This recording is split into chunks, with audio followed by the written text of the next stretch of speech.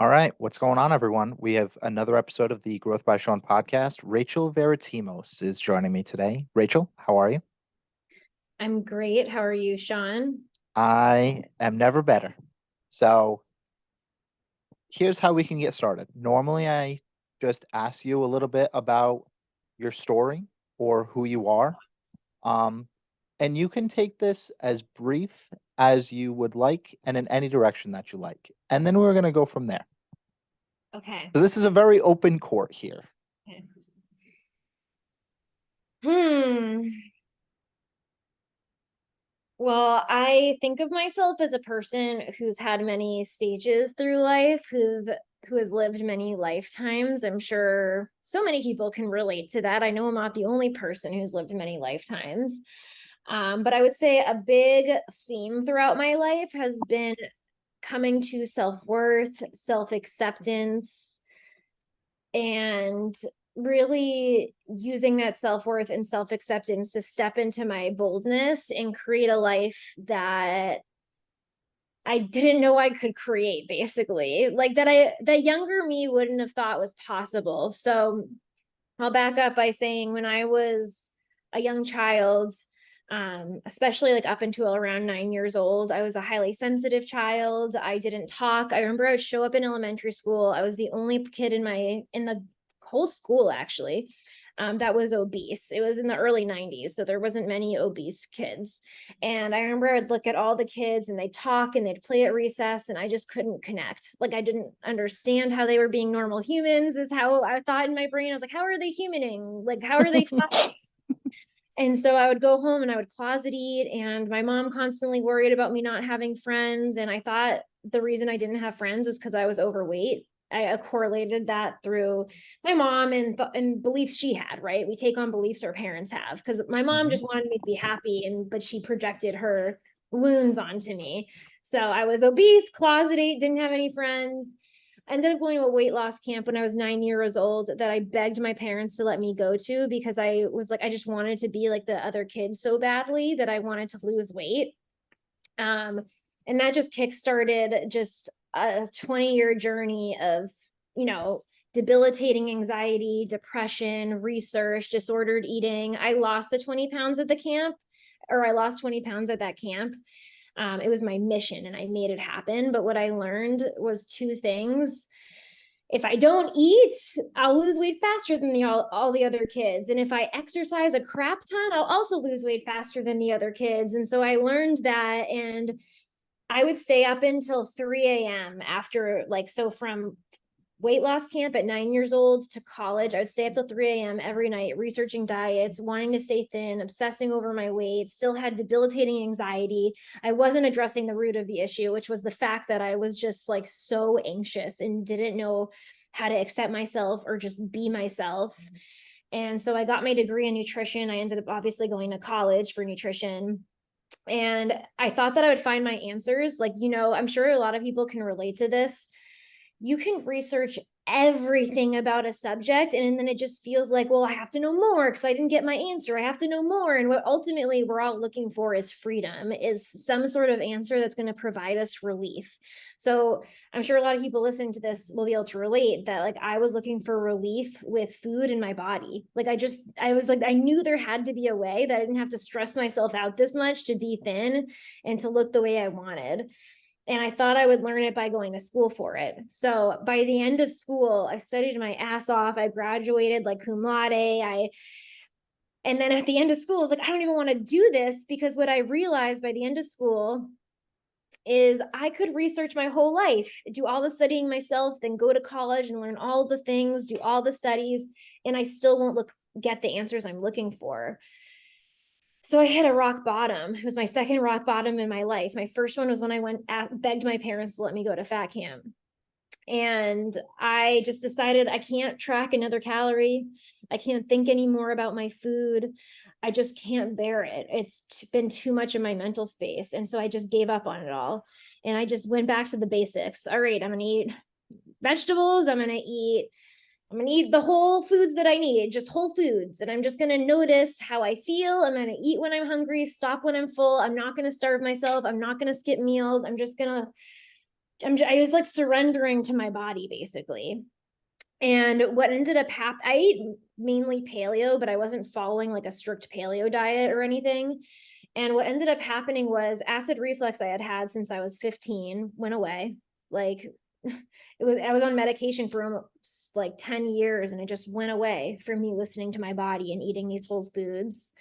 I finally, my weight stabilized and it was at the weight that I had previously always worked so hard to be at, but I wasn't trying at all. I like literally was not trying, yet my body was at this weight and I had more energy than ever. When I was in college, I could barely stay up to go out with my friends because I was so tired because I wasn't getting enough nutrients. And so then I was like staying up late. I had all this energy. I was like, oh, like something's happening here. And what I realized happened was I got to a surrender point. I surrendered. I decided to trust my body instead of doing all this external research and learning about studies and how this diet works and that diet. And it was in that moment that I realized how much I could actually trust myself and how ass backwards. Can I swear on here? Sorry. Hmm. Okay. How We ass don't care here. Perfect. So how ass backwards it was for me to look outside of myself for all those years for the right diet, for how many calories, for all of these things.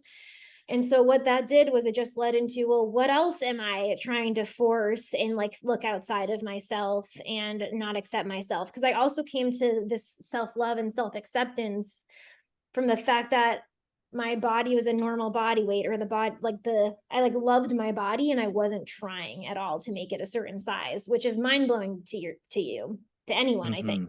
Hmm. Hmm. So then I got into meditation. Then I went to like attack the root cause of my problem, which is anxiety. Didn't have many friends still. So I got into a coaching program and lifted coaching program, like long string of events led me there. I ended up meeting these women. They were going to have their first retreat. Women terrified me because I didn't have many women friends, had bad relationships with them. So I attend my first women's retreat, completely blows every belief I have about women out of the out of the water. I thought women were catty. I thought women were judgmental. I thought women just didn't like me. And I just thought people in general maybe didn't like me because I didn't really know how to be a normal human most of my childhood. And so at this retreat, for it to completely like counteract every belief I had, it was like this other layer of the onion unveiled where I realized, oh, I can have friends. Women are safe. And so I attended like a million retreats that year. I just became retreat crazy, probably invested like 30 grand between going to retreats, doing coaching programs.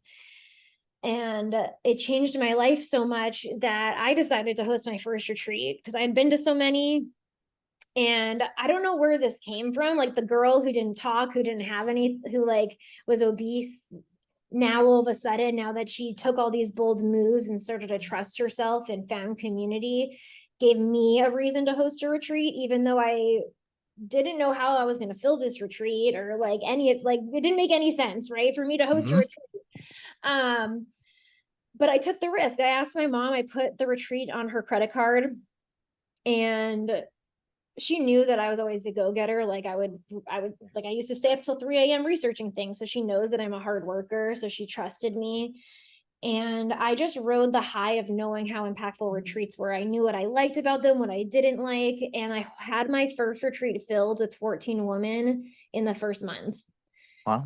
And which was like shocking to me. And it also made me realize how magical life was and how when you're passionate about something and you build worth around it. Like I really believed that I could host a retreat because of all the transformations I had had at retreats. That then I went on to host, I'm going on to host my sixth retreat now. And I'm becoming definitely, I would consider myself like a leader in the retreat space. I've been making retreat courses for people's like evergreen business programs, and I've had so many people who asked for my help with hosting retreats, and now I've also like moved to online group programs, and a lot of my work revolves around giving women the self-worth and confidence to trust themselves, trust their body, build community, and then have the bravery to do what I did, go out and build the thing that like feels super fulfilling to them and is going to change the world, but isn't working like a normal 9 to 5. It's like actually going after their dreams.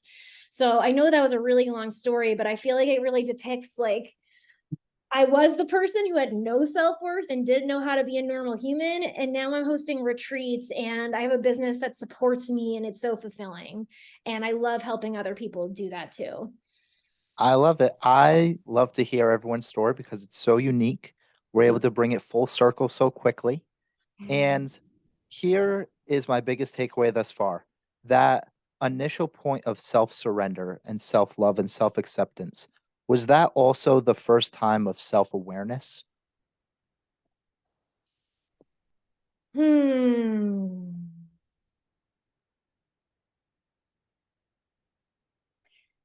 I would say it was the first time I became aware of that I had an intuition that I could trust. I was almost hyper self-aware as a child, which I think is why I didn't talk. Like I've Hmm. actually I've unpacked this a lot of like, oh, I was just like too aware as a child and there was a lot of energy going on. And Hmm. I remember moments of self-awareness of a child of being like, I'm a human, I'm outside Mm. right now. Like there's caterpillars. Like I remember having those thoughts as a child, and being like hyper self-aware of how I acted and all of these things. But I would say it was awareness around my intuition. And I'm curious if anyone listening to this can relate. I used to call myself the least intuitive person in the world. And like Hmm. because I overthought and had a lot, and I couldn't tell like what was truth and what was me overthinking. And then when you do overthink, you do tend to make the wrong decisions because you're not coming from your body, you're coming from your head. So I'd say if anything, it was my first time being aware that I could trust my body and what that actually felt like. Because I've also Mm. tried to explain this to other people who I can tell have that old pattern that I had of being in their head and wanting to control, and I can get them there over the course of several months. But like, what if I just tell them, oh, it's just how things feel? Like, no, people can't really grasp that right away, you know? Mm. Yeah, no, I understand that because you have to embody it because it's you that's going to tell yourself. It's not you that can tell me, it's me that can tell me. That is how I depict that. So, has your intuition ever let you down?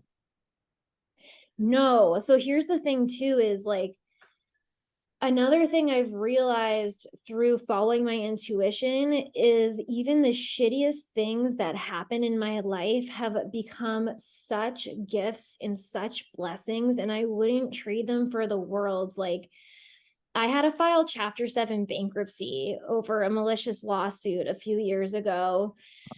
I had been working for my dad. He had a commodity trading pool, which is basically like almost like a hedge fund. So imagine he has these accredited investors, they're investing millions of dollars, and one person in the fund was not happy and was like the only one who'd go in and I was working for my dad, and my dad had Hmm?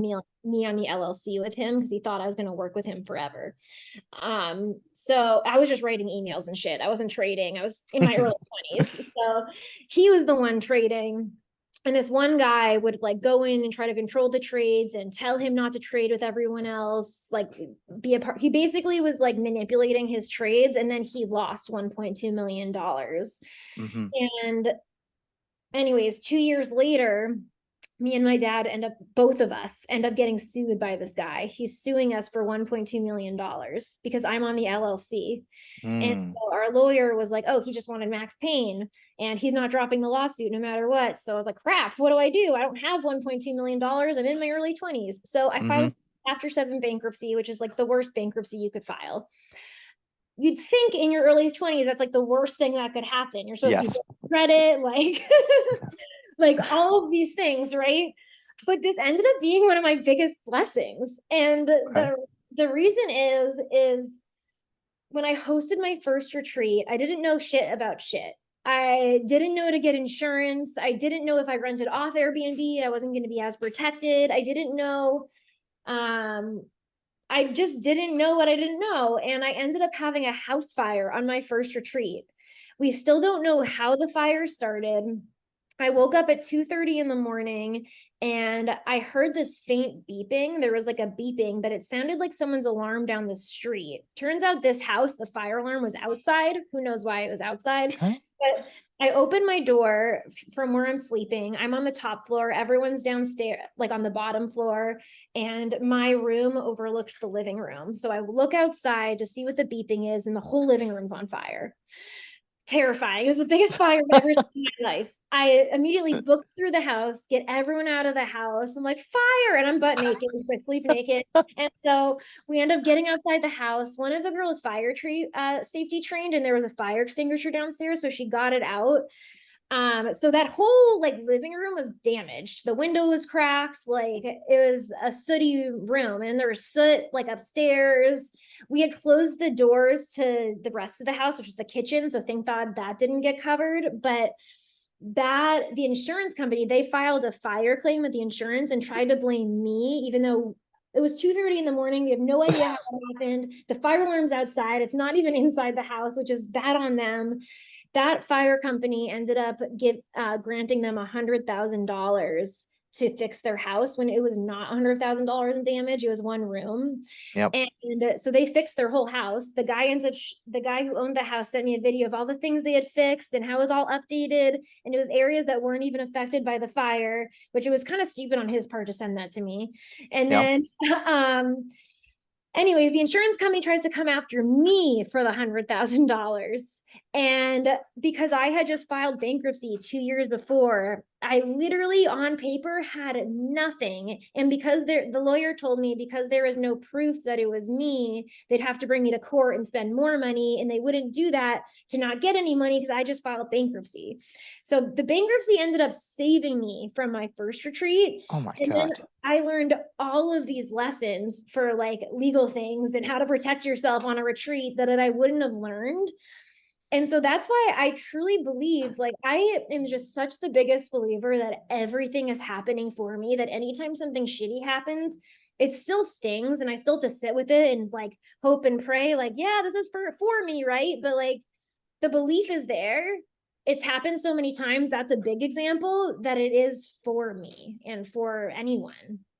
That is a that is a crazy story. Honestly, like I was not expecting that. I didn't know what was going to happen after bankruptcy, but I was not expecting living room fire on a retreat, running around the house. Like that is not what I was ready for. Um, yeah, but it's when we're going through something, it's it can be difficult in that moment, but on the other side where we haven't learned the lesson of it yet, it's amazing to look at that story and then be like, "Oh, wow, this is why that happened." You know? So I love a story like that where you're able to connect everything. So let me ask you this then. Does everything happen for a reason? I really do believe yes. I Okay. believe everything is a lesson, even if it sucks, even if it's like something that is horrible, like absolutely horrible. Like you like why look at it not as a lesson? Do you really want to live your life thinking that this happened just for the sake of damning you and it not happening? Do you not want to grow in any way? Like I'm a big fan of not disregarding what happened, not being like, yeah, thank God that happened. Like, heck no, I still would have rather not have filed Chapter 7 bankruptcy. I still Mhm. would have rather not had the house fire. But like, but those things have added so much to my depth and my confidence, and when you can bounce back from it, and yeah, I also understand that not everyone has the tools to bounce back from it, and that's also why I love doing what I do and showing people possibility and showing people and like Mhm. holding people's hands to bounce back. But when you do bounce back from something that's painful, I do believe um, it creates this sturdiness and this confidence within you if you choose that route. If you choose the route that things just happen to you and you're the victim, it creates mush as opposed to strength. It makes me think of me and Ryan, which is how we got connected. I used to grow cannabis. That's how me and Ryan first like got together. We're like, oh, you grow cannabis, I grow cannabis. So maybe anyone who knows gardening will relate to this too, but there's a way in which you make a cannabis plant stronger and have just more stability to it so you can grow it bigger and have bigger yields, which we all want. Hmm. And it's called super cropping. And what you do is you break the branch to the point where it's like literally like leaning over, so it's like snapped in half, but it's like holding on by the outside threads. Okay. And then what happens over the course of the next 3 days is the part that's bent over slowly starts to raise up as a knot is forming around the bend. So it's creating a kink, like a new direction Mhm. in the plant, but it's allowing it to spread out farther and wider, and it's making it stronger. And so that is what I see that happens is when you look at every bad thing that happened as an opportunity to go out bigger and wider and gain more internal stability and gain more growth and awareness and understanding. That's the gift. That's an amazing visualization, and just being able to tie it into cannabis is really awesome too. Like Mhm. that as a whole. So, what I want to go into next is when you talk about human design, can you explain what that means to me in like how you view it? Yeah. Well, I've had men tell me when I do their human design charts that it's like astrology, but for dudes. So this Okay. is what I think they mean by that. Human design. So it was channeled by this guy, Ra, in the 70s. And it came Mhm. at this period in time because in human design, we have the chakra system, we have the 7 chakras as part of the body graph chart. And the purpose of human design is that we've been conditioned by society, generationally, ancestrally, and we want to come back to ourself and decondition and figure out like what's truly us and what have we picked up from our parents and our environment. And so there are out of the 7 chakra systems in the body graph chart. If someone looks at a human design body graph chart, it looks very confusing to new eyes, but they'll see all these different shapes. And some of the shapes are colored in, and some of the shapes are white. The ones that are white are open centers. And so those centers are more apt to conditioning. They're more apt to oh, I probably got that story from my friend, or like, that's not mine, that's yours. So it gives you that awareness of like, oh, this center's open for me. So, for example, let's say you have an open solar plexus in your human design body graph chart. An open solar plexus, the solar plexus is your emotions. So if it's open, you are not creating your own consistent energy of emotions. If it was closed, you would be having your own consistent emotional waves. You have these natural ups and downs. If it's closed, and it's always you, other people's emotions don't affect you. You have your emotions and they're just yours. If someone has an open solar plexus, that means they're open to the conditioning of other people's emotions and feeling other people's emotions and actually reflecting the emotional state of whoever's around them. So those are like the true empaths. And that's not to say people with defined solar plexes are not empathetic. Like those people can be empathetic too. They are just not literally absorbing other people's emotions and feeling them in their body and getting them confused with their own. Like they know what their emotions are. They can Okay. separate more easily. So we have 7 chakras where each of us have open centers, some of us have closed. If you're a reflector, which is one of the energy types, there's a bunch of different energy types. Then you have all your energy centers open, and you're like just here to be a pure reflection of whoever you're around. So Rod channeled this in the 70s as we were moving into the Aquarian age, because the Aquarian age is about understanding one another and groups and organizations and friendships and how we tie along, and how you, the individual, wants to better humanity and is the individual, but is also a part of a greater collective and wants like the collective to move forward in a positive way. And so, because in human design, we have these open centers that are literally whoever has an open center, you're mirroring another person's energy when you're around them, then that is giving us the ability to understand other people And when we can understand other people, we can come up with inventions to better humanity. So I think like a big reason human design came right now is so that we can understand one another more and actually like feel one another in order to bring humanity forward in a way that's really helpful for the collective. Human design is also really great because there's so many aspects to it that can help with self-acceptance. So often when I read people's charts, human design will point out like a strength that they have, like the parts of them that are like part of who their core is, who they are. It's like a consistent energy within them. And sometimes I'll point out that consistency or that gate. It's called gates. There's 64 gates. Each one has a different meaning to it. And each person's going to have a different combination of them activated. So if I'm reading a specific gate, I've had people be like, I hate that part about myself. But when you tell them that it's actually their strength and the thing that they're here to do, and this is how it helps other people, it brings a self-acceptance to where they can just trust that part of themselves and let go the trying to refuse and basically just trying to be something they're not. So that's one aspect that's really great. Another aspect is human design will tell you how you best make decisions.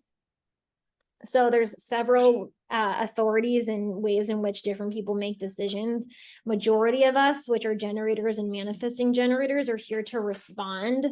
So when I find generators and manifesting generators learn that they're here to respond, it takes pressure off because they don't need to be the person sitting there trying to think of the good ideas. They get to be present in life, and then life will show them things to respond to. So they just need to be hyper aware of what's going on around them and then notice, do I get a gut response to move forward with it or not?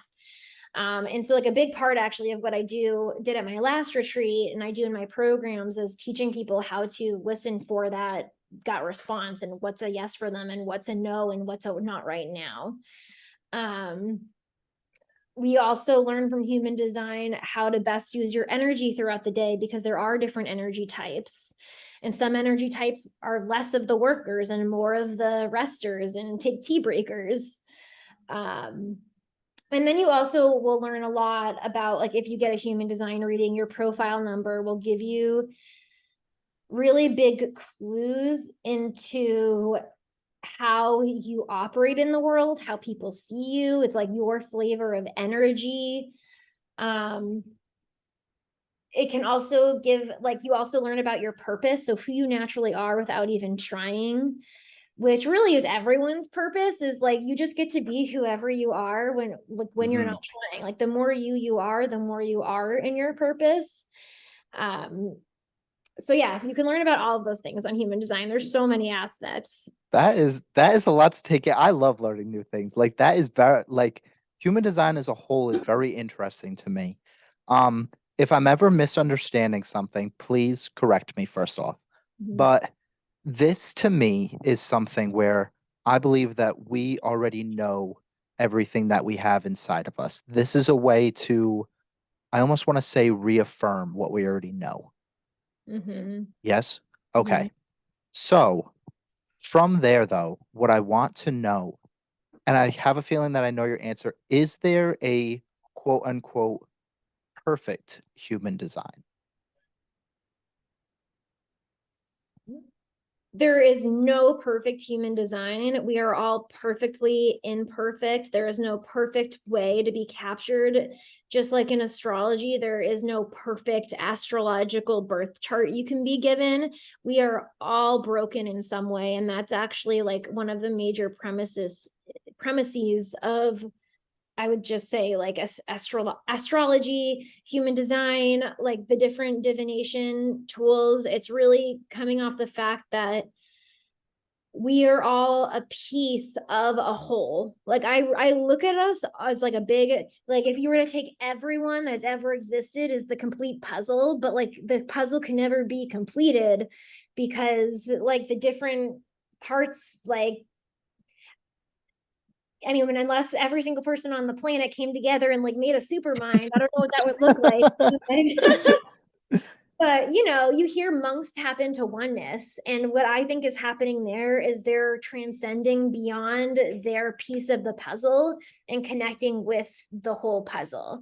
And so that's really the premise of human design: is no one here is perfect. You're here to learn from one another, learn from each other's conditioning, learn from being, when you have an open center, how I said you're reflecting other people's energy. So if you have an open mind center, for example, if you went to a room and you meditated for an hour, and then so you cleared all the shit out, like you knew it was just you alone in that room meditating, and then someone with an open mind then went into a room with a bunch of people, they could just notice, like just start noticing the things they start to think about. They'll likely start picking up on other people's thoughts and how other people think, and they'll start to feel and see the difference between their own thinking and how they think when they're around this person, or how they think when they're around that person. So yeah, I hope that answered your question. It did. It did. That is more or less the answer I expected. I was expecting something around the lines of collectively as one, that would be the perfect human design. That is what I had envisioned the answer to be. Um, I like how this just roundtables everything we've already talked about, though, because that is the basis of like self-awareness as well, and that's where you're uh, one of the first questions that I had asked as well. I've listened to a lot of podcasts that you have done, and I've listened to you do a million retreats. Okay. So, what I'm curious about now, when you go and take um, all of these women and you bring them together, how do you create vulnerability in such a short amount of time?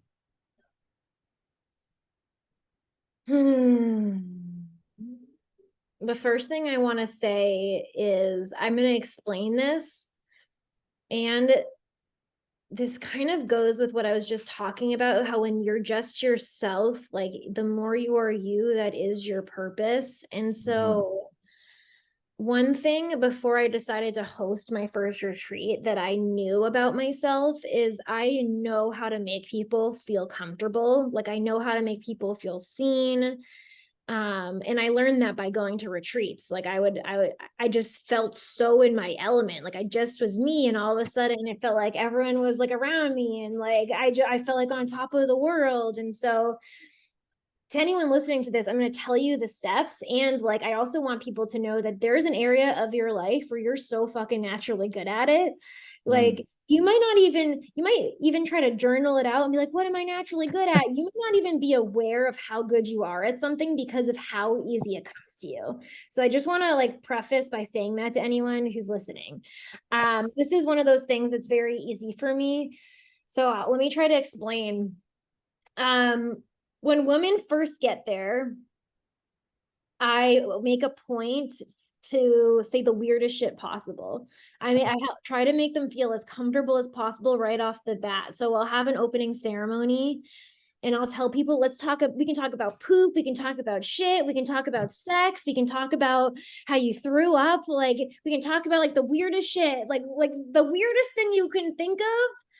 You will not be ostracized here. I want your weird, and the weirder the better. And we'll go in it. We'll test it out. Even if like we Mhm. don't get it, we'll make it work. And so I really let people know that. Another thing, and this is gonna sound kind of weird. I've always been the friend throughout my life that gets my other friends to be comfortable being naked. Not in a sexual Okay. way, but just like naked. Like Okay. I've I think it's because I grew up very comfortable being naked. Me and my family went to a nude beach every summer. My whole childhood, we still go to that same nude beach. Like it's just not a weird thing for me. We had family friends at that nude beach who were also nude, so we had like nude family friends. Like nudity to me is a part of who I am, and I've never thought of it as sexual, and I've never thought of it as weird, and I don't even correlate it to like me being naked. I don't think, oh, I'm this weight now, so I can't be naked. Like even when I was overweight, I didn't think about that. I just thought Mm. about, oh, I'm naked now, and now I'm not. And because I have that mentality, other people feel very comfortable to be naked. So usually like within the first day, I just had my retreat in Virginia. Mhm. We had our opening ceremony. A couple hours later, we had our first workshop. At that first workshop, women had their tops off and were naked. And it's because they know that I talk about being naked all the time. I'll take my top off right away. I don't care. Usually I'm the person who goes first.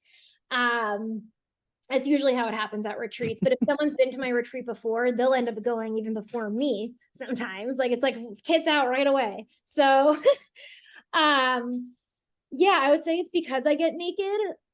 Okay. Not just naked physically, but I also am very naked emotionally. I'm not afraid to tell people the truth. I'm not afraid to tell people. Usually, if something is embarrassing for me to tell, or I notice myself trying to hide a part of me because I don't want people to know, the moment I notice I'm doing that, I will tell people what I'm doing. Like I will just immediately go in the opposite. So like over the winter, I decided to go on Instagram and tell them 20 things that I have shame around, that they probably have no fucking clue I have shame around, but I'm working through it. And these are things that they're like common themes that come up in my life. And I had a lot of people say it was so freeing. Like one of the things is sometimes I have a side job, even though I make good money in my business, like I have a side job when I need extra funds. And I know a lot of coaches don't want to admit that because they're like, no, I'm full time. I don't need to make extra money, and they'll try to hide it. And I will just tell people. I'll tell people when I get shit wrong. I'm also willing to like just embarrass myself. And at my last retreat, we did this sensual dance movement called liquid motion, and we were practicing it like the whole retreat. And then at the end, each of us was going to go in front of the whole group and do a dance for the group, like not scripted, like completely made up. They picked a song. And so obviously I went first because I'm like, well, I Yeah. have to set the stage for this. I body slammed I smoked some weed before, should not have done Yep. that. And so I like started just laughing my ass off. I was like, wait, okay, be sexy. It's a sexy dance. You gotta dance. So I went from like laughing my ass off to like dancing. And then I like got back in my head because I was high. And then I slammed myself on the ground. So I literally like body slammed myself. And then I was just like, this is a mess right now. but but that's the thing is when you do shit like that, you make other people feel comfortable. So Mm. I've been told that I'm the permission slip for other people to be themselves because I am myself. And I really believe that's the key. Yeah, you're a very like even just chatting quickly so far. You're a very open and fun person. Like it's fun. It's easy to be able to go and just have a simple conversation and kind of forget we're on a podcast for a minute. I'm just like listening to a fun story that my friend Rachel is telling me, and being able to create that is very unique and also necessary. Um Going from there, though, you had mentioned that sometimes we don't realize what we're so good at and what our purpose is because it comes so easy to us that we have no self awareness around it. How can we find the self awareness around it?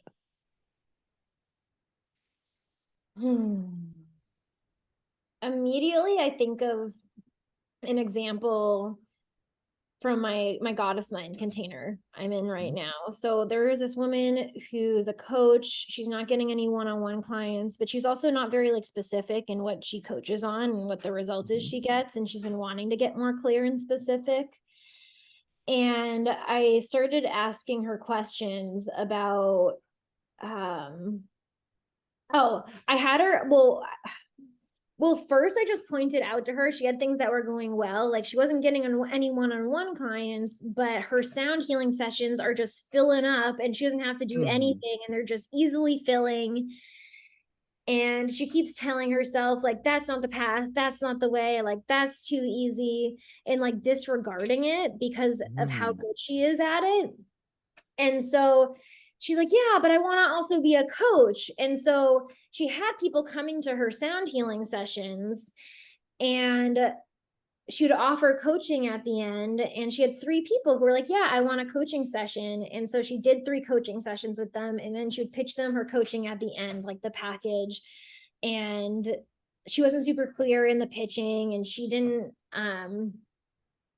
I don't think she saw her value either, because she had this whole story about why she wasn't getting clients. So obviously people weren't going to sign up for her if she was kind of like Mhm. shaky about it. But today on the call, I asked her, I said, hey, like, what were those 3 coaching sessions about? Like, you had 3 different coaching sessions. What were they about? And she said every single one of them was about how a parent had a child who was going to commit suicide, and the parent like doesn't know what to do, and it was really dark, and like how they had to Mhm. deal with it. And so immediately, because she was trying to like come up with some random program, like she was trying to use her mind to come up with what she does, I was like, okay, so it seems like people really relate to you when it comes to you helping them navigate a child who wants to commit suicide and maybe doesn't feel their worth. Um, and and sometimes it's like and in that moment she was like, holy shit, you're right. And that was me as a child. I was a 17-year-old who wanted to commit suicide, and then I got pregnant, and then I had to figure my shit out, and then I moved through it. But that's the thing is like, you don't think, not everyone like goes to think about the thing that they went through, Mhm. then the exact thing they're attracting, and they don't even like realize like what's happening.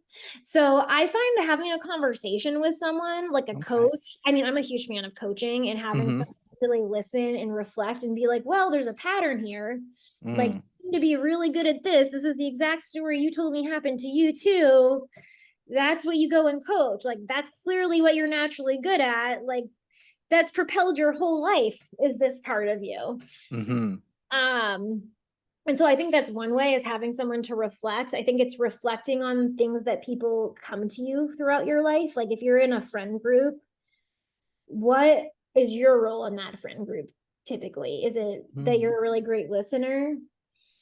Is it that um I don't know, maybe it even has nothing to do with your friend group. Maybe you knit on the side and it's like your hobby and you're really good at it, but you don't show anyone. Like it's Mm. typically the little things. Like I didn't, for example, I didn't talk about human design for 2 years in my business, even though I was obsessed with it and so naturally good at it. And I'd read everyone's charts and like, but I would do it for free. And I never thought to make it part of my business until Mhm. my coach was like, you talk about this shit all the time and you know more about it than anyone I know. Why do you not talk about it?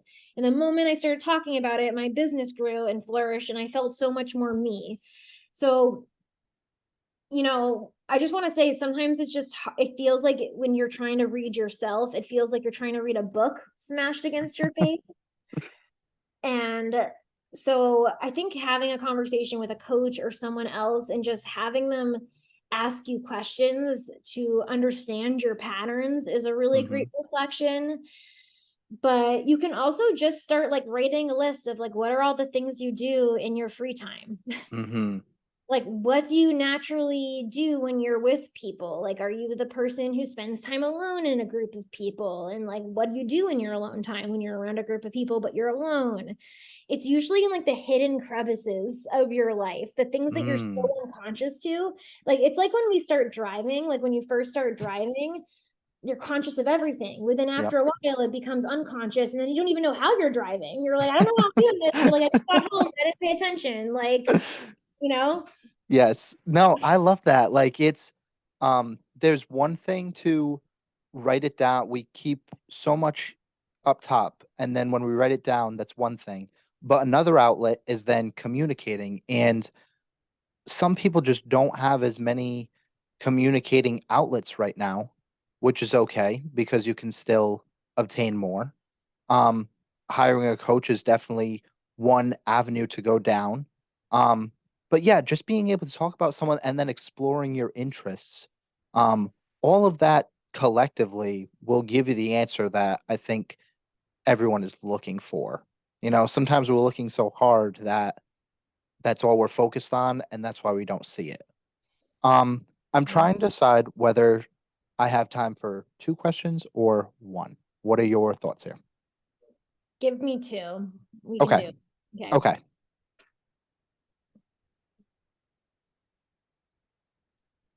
Do you still doubt yourself?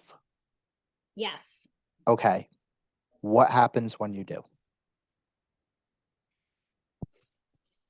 It is a lot farther and fewer between right now, because there's also phases. I also find that it's like, healing is not linear. And I'm sure that there's going to be a time, maybe in a couple years, where the doubt steeps in for a longer period of time. Mm-hmm. But I will say, with where I am right now, I'm in a very heightened place where I'm thinking very highly of myself right now. And so any little bits of doubt that do creep in, you want to know what it is? This is what I've come to. Yes. Yes. I've realized that I have worried so fucking much, like between each retreat, every retreat I host, except for this last retreat and my next retreat, it felt like I was going to shit my pants the whole time I was planning it and trying to fill it. Like, it was very anxiety provoking.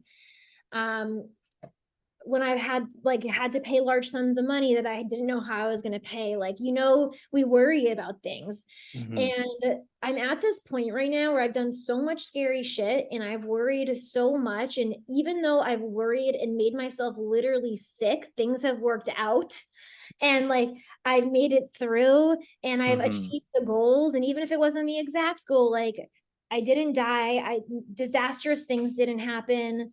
And I have come to this point of I'm just done worrying. The worrying is just there and I achieve it anyways. So what happens if I decide to just, at any time it comes in, be like, oh, you're doing that again, you're doing that thing that ends up never being true, you're always okay. So Mm-hmm. a little bit. And what that does is it allows me to sink into how I'm currently feeling. Old me would try to take action to dispel the doubt. I'd be like, and that is a thing that Mark England, my mentor, and he's the Enlifted head, says, is action dispels overwhelm. I don't think that's always true. If you're a person who's action heavy, like I am, and you're taking action from stress and overwhelm, it can almost make you feel worse, especially when you're taking action in order to receive a result. So Mm-hmm. in the past, I would try to make the doubt go away and be like, fuck you, doubt. I'm going to meditate. I'm going to walk. I'm going to do this. And then because I was trying to make it go away, it wouldn't go away. And it would just Mm. get worse. And then I'd get more frustrated. And so because I'm at this point of just well, this worrying is not helping, but I know if I try to make it go away, it's not going to go away. I'm now just in a space of acceptance and taking care of myself. And because another thing I've realized is I don't have to work 24/7 and I can take a lot of breaks to meditate and do what feels good. And I could reach out to my coach and have good conversations. So I think I lean into self-care more now, not to get rid of it, but to just make me feel good. And then there's this really big belief that's formed that the worrying has done shit and that it always works out. It's always Mm-hmm. worked out. Yeah. So it just helped me have less self-doubt and be able to move through it a lot faster now. Yeah. Anyone that's listening to this, you've been through everything. You've made it through everything you've been through. And it's kind of as simple as that. And it can be as simple as that. So on this podcast, I took this from another podcast. I always like to mention that just in case this is the first time that anyone's joining me and us. But the last guest left you a question. All right. This is from Sarah Malone, who says hello. Why do you think you were created at this time, this place, with these people right now?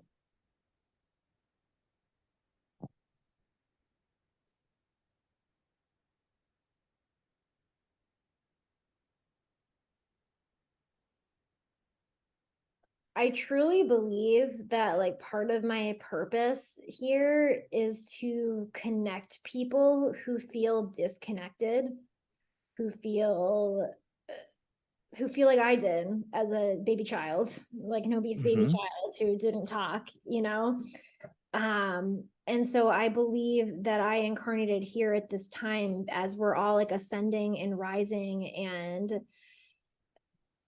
I'm helping people just like they're helping me. It's all right, we're all feeding into each other. It's not just me, but I really believe my in particular gift is helping women trust other women. And I feel us moving into a time period of more feminine energy. Like we've been very masculine for very, very long time, what, thousands of years, a couple thousand years at least, or like 1500 years at least.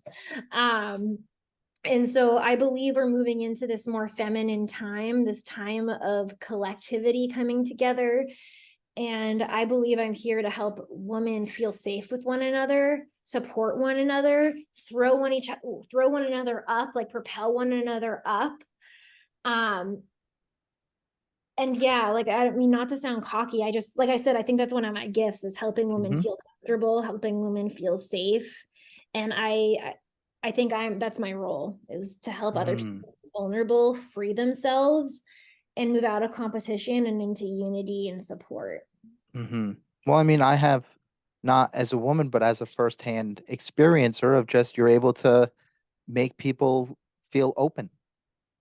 And that's it. I think you're the woman the women need. Oh, You know, so that's what I am coining your slogan to be. Um, Rachel, thank you for joining me. I did have about 30 questions that I had prepared. I did not get to all of them, but that is okay. I was able to learn, and anyone else listening is also able to learn. So why don't you just let us know where we can find you, and we'll wrap it up there.